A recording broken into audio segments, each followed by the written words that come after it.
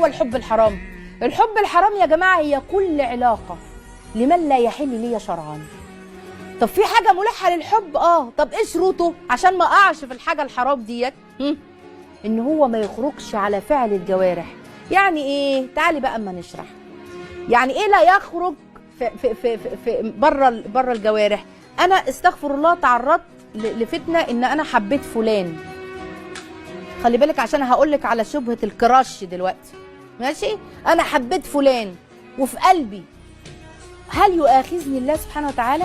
لا يؤاخذك طالما ما طلعش على الجوارح، طالما ما انشغلش قلبك بيه. بس انا هجاوبك وهقول لك ابن القيم قايل ايه في القصه دي. يعني ايه؟ يعني انا بحبه فانا مش شاغله تفكيري بيه، مش قاعده احلام يقظه بقى يا استاذه هلا، قاعده 10 ساعات وبفكر. بصي اللي بتفكر بقى، وهو الولد نفس الكلام.